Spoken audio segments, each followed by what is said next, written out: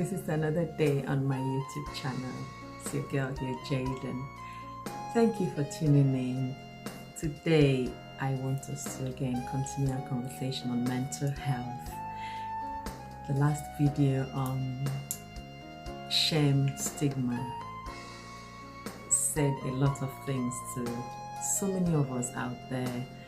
It talked again about understanding mental health, the prevalence, how severe it is, and getting rid of some of the mindsets, some of the misconceptions we have concerning mental health that could generally impede on our ability to support one another.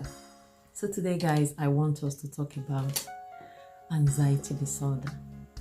Generally, mental health problems are classified broadly into psychosis and neurosis. Psychosis is a general umbrella name for things like schizophrenia, mania, bipolar affective disorder. In psychosis, you would usually have the presence of things like hallucinations, delusions, or thought disorder. Hallucinations can be visual. This is where people see things that only themselves can see, or auditory. They hear things. This is when you hear people telling you they hear voices, again, that only themselves can hear. This could be their own voices. It could be other people's voices. It could be in their head, in their tummy, within the environment. So there is distortion of perception. There is a distortion in reality. So when these people have this sort of distortion in their perception, hallucinations and delusions, they are classified under serious mental health problems. They can also be thought disordered. Delusion, on the other hand, is when people have fixed belief about something, usually things that are desired.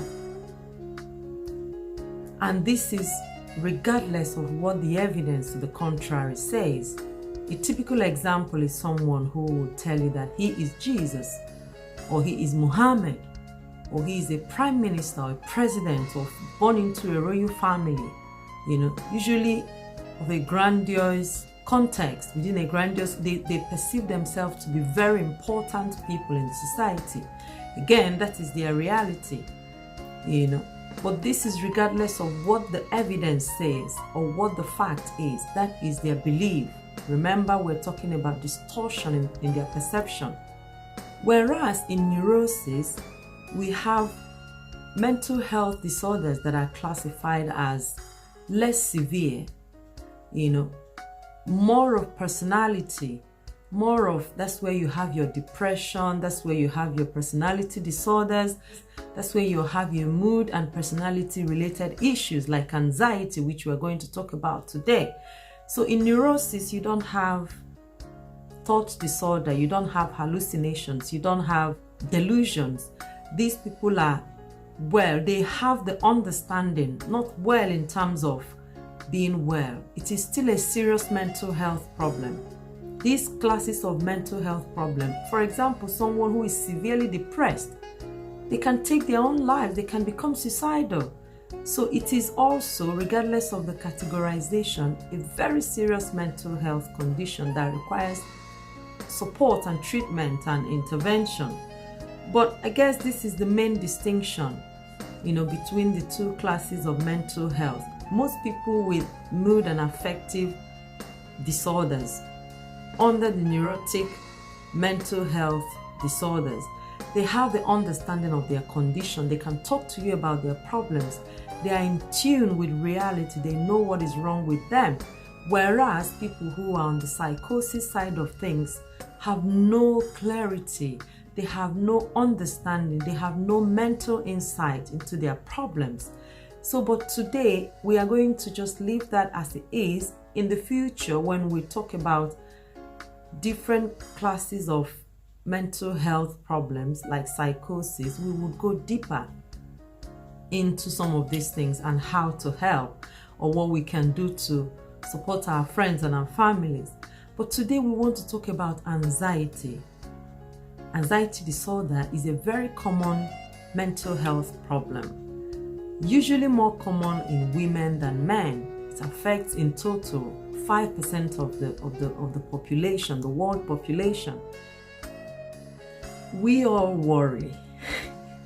That is a fact of life. We worry about so many things.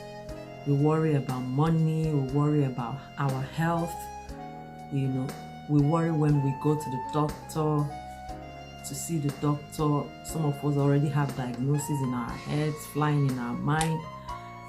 What if it's this? What if it's that? What if it's not this? So we have a million thoughts flying in our minds. Most people become anxious when they go for job interviews, when they have special occasions like wedding for women, like having their babies, when your due date is approaching. Some people generally become anxious about different life stressors, life stressful situations. We know that life sometimes can be stressful. So we worry about so many things.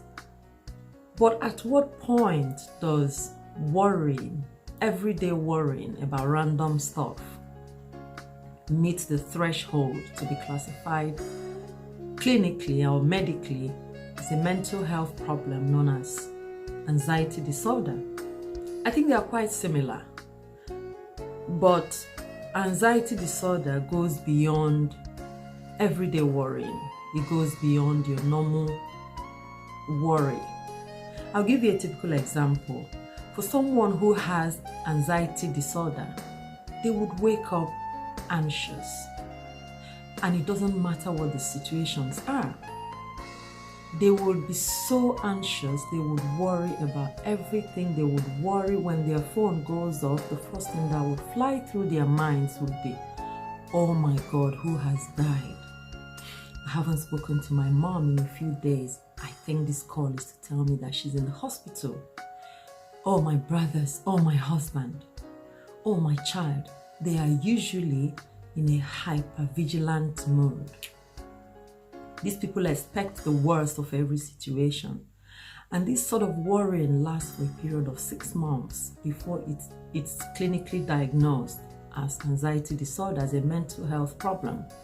Normally, when you have a job interview to prepare for, you would be anxious, you would sweat, your palms will sweat, your heart could palpitate, your respiration could be higher, and as well as your blood pressure. But normally after the interview is done and dusted, you would calm down, you will feel relaxed, you will tell yourself, yes, well done, whatever the outcome. But people with anxiety disorder consistently feel anxious. They consistently worry. They expect the worst situations. They sometimes are afraid of stepping out because something could go wrong. They imagine the worst. They always think negative. Different forms of anxiety disorder. There are generalized anxiety disorder, which is GAD for short.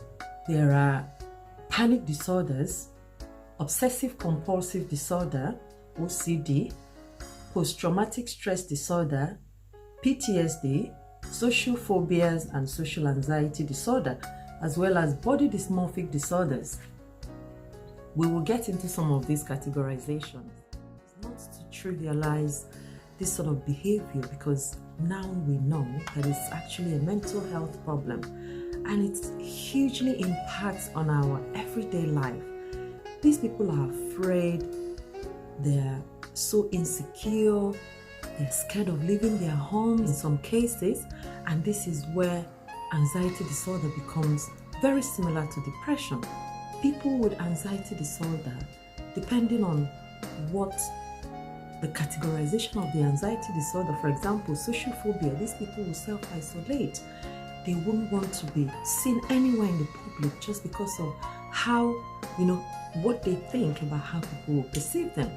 And really impacts on people's ability to live a quality life. It impacts on our physical well-being. Your heart rate goes up, your blood pressure goes up, your respiration rate goes up. Your brain tells your body, because you're always in a stressful mode, in a vigilant mode, your brain always tells your body to release some stress hormones which are toxic, which builds up over time. And these are your adrenaline, your cortisol. They build up over time. They begin to impact on your physical health. So over time, it begins to affect these people's ability to sleep. They shake, they tremble, your stomach will ache, you sweat, and then dizziness or fainting, and generally not just being happy, generally not just being settled, and always expecting the worst in every situation. So people with anxiety disorder, they lack energy again, similar to depression. They have sleep trouble, lack of concentration. Most people do not have appetite when they don't feel good. But again, in some cases, people might eat too much in order to comfort and soothe that feeling of anxiety. So guys, I hope this generalized conversation about anxiety disorder is as simplified as I wished it to be. I'm going to make more videos on anxiety, especially the other categorizations. And then when we are done talking about every single one of them, we will now look at the interventions, the options, the treatment options, what again we can do as individuals to help ourselves and our families and friends who go through anxiety disorder. So I am grateful for your time, and I hope to see you again soon. Bye now.